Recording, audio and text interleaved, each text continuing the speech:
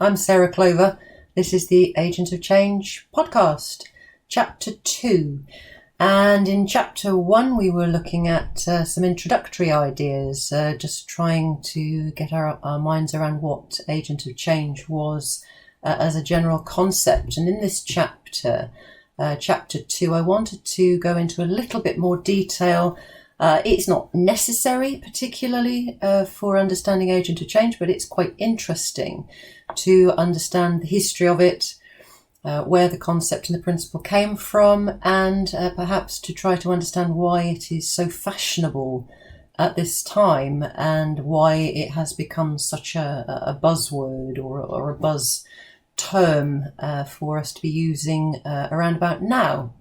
So just wanted to dive into the background of Agent of Change a little bit, because sometimes it is referred to as if it were new, and it's not. It's really not very new at all. You can certainly trace Agent of Change back well established in the NPPF, National Planning Policy Framework, in 2012.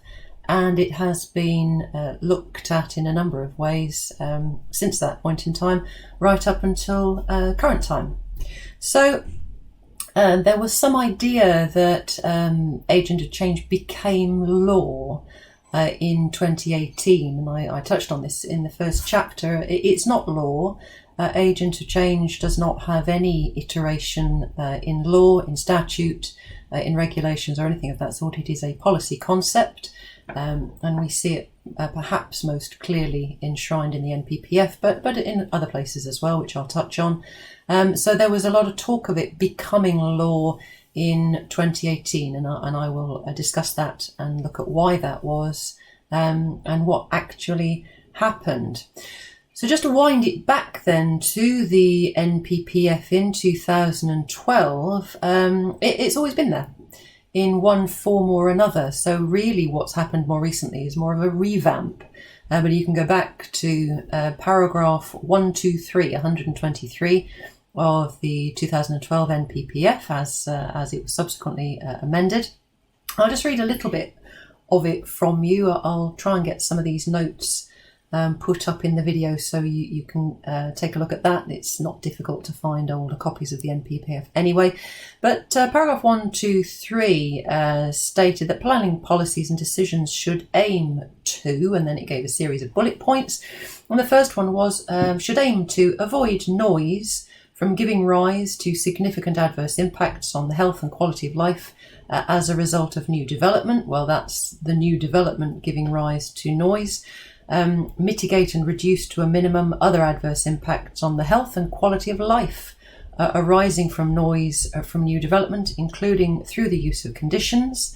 And then perhaps the closest to the Agent of Change as we know it, recognise that development will often create some noise, and existing businesses wanting to develop in continuance of their business should not have unreasonable restrictions put on them because of changes in nearby land uses since they were established. Now that is certainly an iteration of Agent of Change. It's got some difficulties with it. Definitions of things like unreasonable restrictions. Where would you start with that? And continuance, develop in continuance of their business. What might that mean? What if they just want to carry on doing what they were always doing? So it wasn't perfect, but we can certainly see the seeds of Agent of Change there, and it was always required of a decision maker to bear in mind, whenever granting permission for new development, perhaps typically residents, that other businesses that are already there shouldn't have unreasonable restrictions placed upon them. So, what happened then with the NPPF in 2018? We'll jump onto that just to put the two NPPF versions together. The clearest version of Agent of Change is in paragraph 182 of the 2018 NPPF, but I wanted to touch on paragraph 180 as well, which has got some important points in there that shouldn't be missed, because 180 says Planning policies and decisions should also ensure that new development is appropriate for its location, taking into account the likely effects, including cumulative effects, of pollution on health, living conditions and the natural environment, as well as the potential sensitivity of the site or the wider area to impacts that could arise from the development. Now, the last part is, again, what the development might give rise to, but arguably, and it certainly has been argued in this way in the earlier part of the paragraph, it's talking about don't put new development in a sensitive location where there are going to be impacts on the future occupants, on the occupants of your development. Now that is a version of agent of change, isn't it?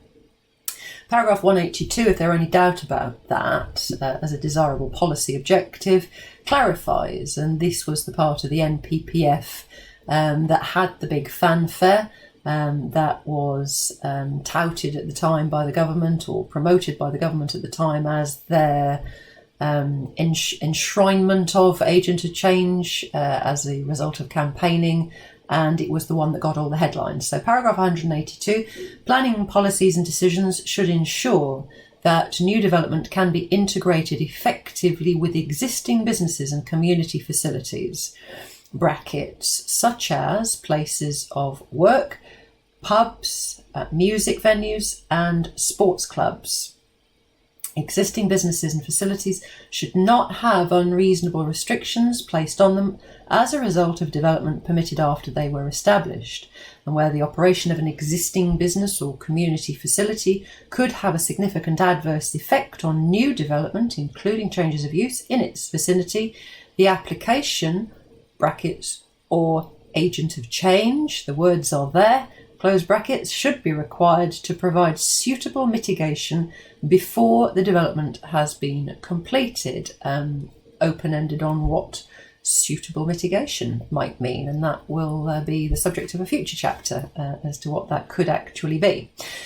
So, is there really such a big difference between paragraph 182 and paragraph 123 back in 2012? Well, it's a matter of argument and debate, but certainly that was the version that was put forward as the poster child for agent of change in 2018. Wind it back a little bit further. Let's go back as far as 2015. The Housing and Planning Bill at the time, there was some suggestion that an agent of change principle, a legal principle, would go into that statute, and there were certainly amendments tabled to that bill at the time to try and make that happen. It's quite interesting to look at the amendments that were tabled because it shows how difficult it has been to grapple with agent of change and to try and get a formulation that works for everybody, and particularly when you're putting it into a statute as opposed to policy, when you're actually trying to get a legal principle that decision makers have no choice but to comply with. Capturing what we're trying to capture with agent of change is actually extremely difficult. So an amendment tabled by the opposition trying to put agent of change as a legal principle into the Housing and Planning Bill sounded a bit like this. Granting of planning permission, change of use to residential use. Now, pausing there, you see immediately that this proposal was limited to development comprising a change of use as opposed to new build. I don't know why. I can't explain it. That was the nature of the amendment at the time. Perhaps it was thinking of or harking back to permitted development. It's not entirely clear, but anyway, that was the nature of the proposal, and the amendment tabled this: after section 58 of the Town and Country Planning Act 1990, insert section 58A, granting of planning permission, change of use to residential use. Now, just looking at that, if we're talking about inserting something into the Town and Country Planning Act 1990, those sections, section 55 is the definition of development. It doesn't get any more fundamental than that. Section 55 is where you find development is built development or change of use, and section 58 is the granting of planning permission, the fundamental principles of the granting of planning permission. So what this amendment was seeking to do was to get right in there with the heart of the meat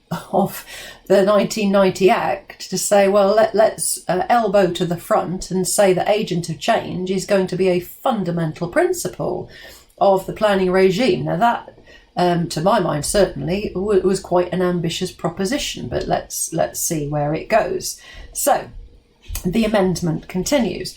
Before planning permission is granted under section 58(1) for change of use, again, note that caveat, change of use of a building to residential use as dwelling houses, the body considering granting planning permission must consider, and there's the statutory duty, must consider the impact of noise and other factors from buildings which have been in continuous and unchanged use for at least a year in the vicinity, which would affect the amenity and enjoyment of the residents of the dwelling houses. Now that is a lawyer's feast. That is a lawyer's birthday right there. All those terms that require interpretation. So we've got noise and other impacts, but then noise arising from buildings which have been in continuous and unchanged use. So does that mean no breaks at all? For at least a year. Why a year? What's the magic of a year? Year and a half? Half a year? No good? In the vicinity, well, how wide is the vicinity? We always have problems with that in the licensing regime. How far are we going to spread our net on that one? Which would affect the amenity and enjoyment of residents. Well, that's not the terminology of nuisance, not in any of the regimes. That's not nuisance in terms of the Licensing Act, it's not nuisance or amenity in terms of the NPPG, and it's not nuisance in terms of the Environmental Protection Act 1990 either. So that's a completely different test. Let's carry on with the amendment. Let's see where else this was going to go. Nowhere is the straight answer to that, but for the sake of the exercise and for the interest of looking at how difficult it has been to capture an agent of change, we go forward. So subsection 2 of the proposed amendment.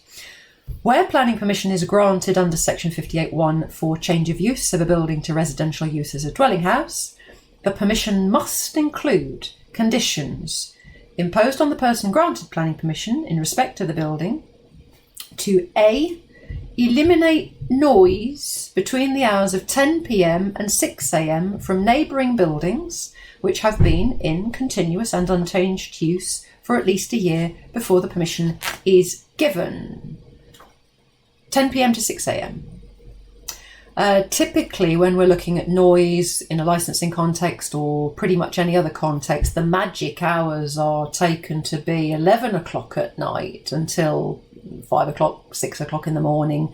You would see that in the Live Music Deregulation Act and the regulations that followed to allow recorded music and live music to proceed without the need for a license up until 11 o'clock at night for certain numbers under certain circumstances and so forth. So quite where 10 o'clock came from is anybody's guess. So again, we have this business of in continuous and unchanged use for at least a year, with the caveats that I mentioned previously. And then the final part of this amendment, just to continue the exercise, to counteract, so this is conditions still, conditions to be imposed upon a planning permission. Remember, you must impose these conditions for the purposes of this amendment. Conditions to counteract any other impact, seriously impairing, not just impairing, but seriously impairing the amenity and enjoyment of the residents and prospective residents of the dwelling houses. Now that's fascinating, isn't it? How is that going to work? So not just the people who are there, but the people who are going to be there in the future. You must counteract any other impact affecting them before they've moved in. Not workable. So I will draw a veil there. That was an amendment tabled to the bill in 2015 by a number of opposition MPs who had obviously taken the time and the trouble to get that drafted up and put it forward as a potential amendment to the statute.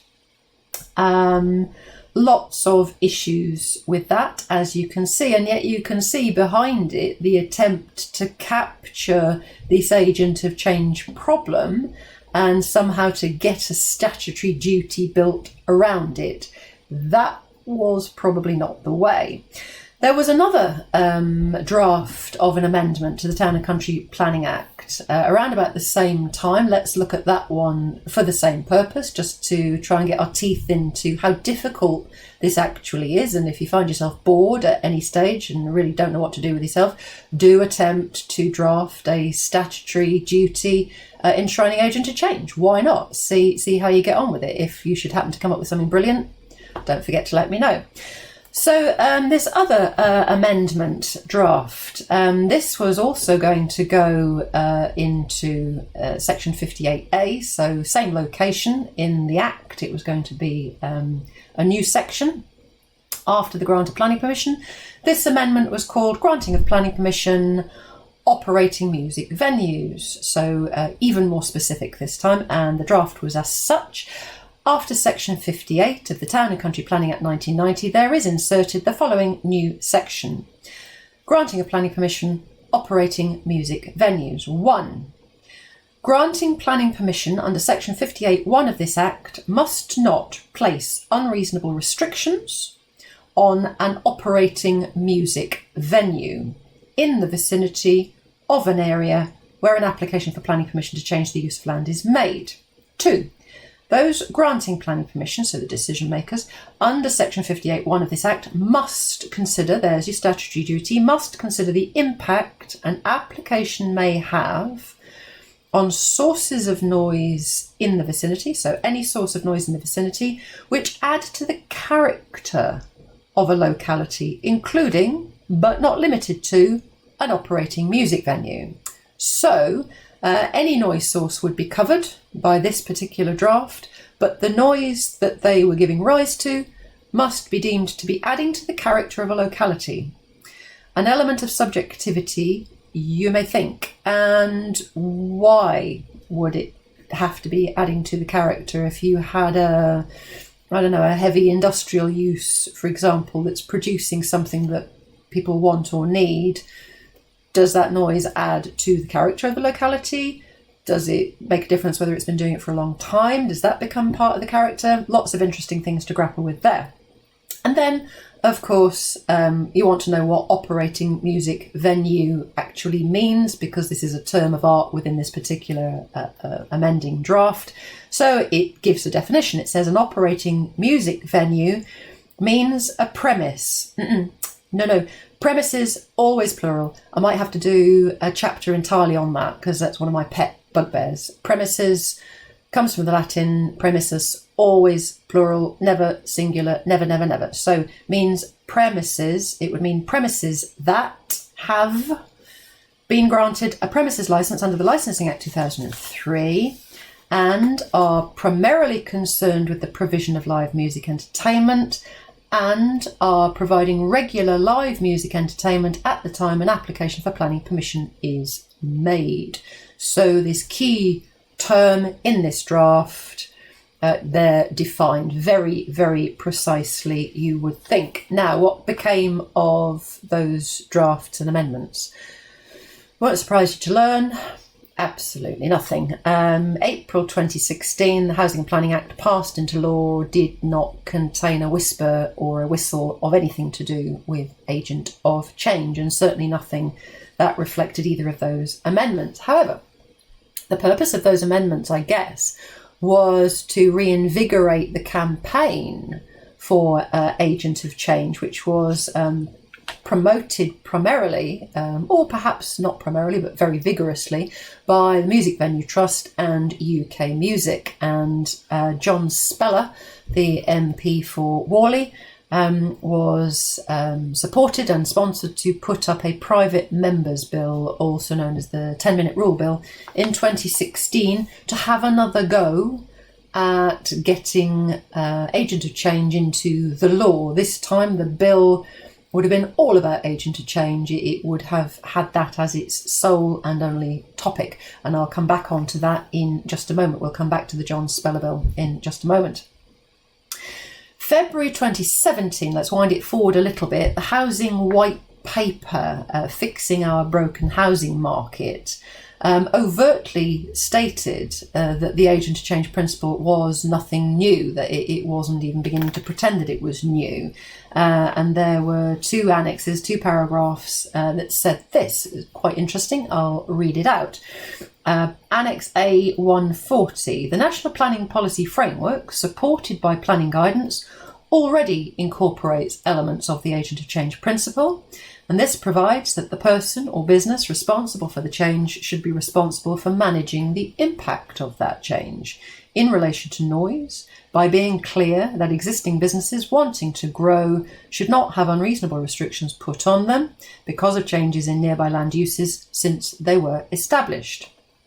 And this is the white paper, remember.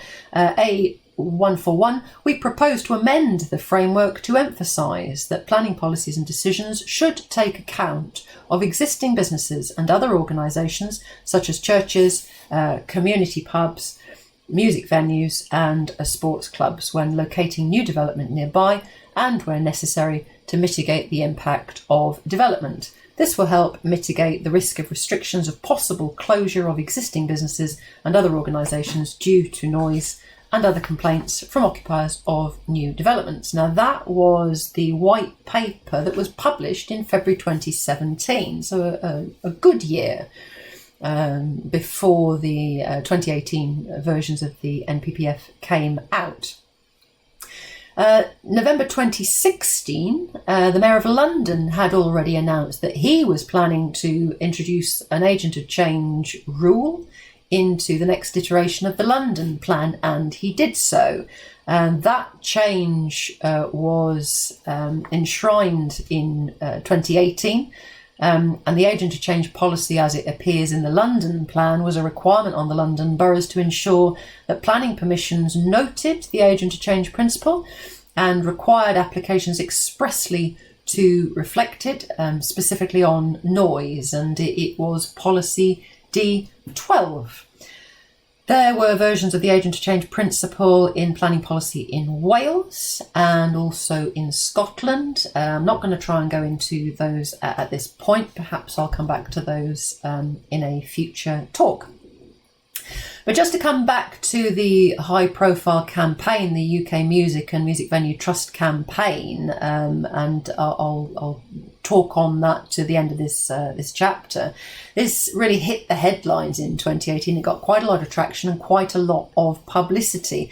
Now, these private members' bills, as I mentioned, very seldom become law in and of themselves, and usually the purpose of them is to highlight an issue with government, raise it with the department and get some profile and some attention around it to try and gain traction for some kind of change. This would have been an exceptionally difficult bill to enact in any event, being entirely focused upon this one very specific principle and trying to shoehorn it into the Town and Country Planning Act 1990, which, as we've seen, is a very, very difficult thing to try to do in practice.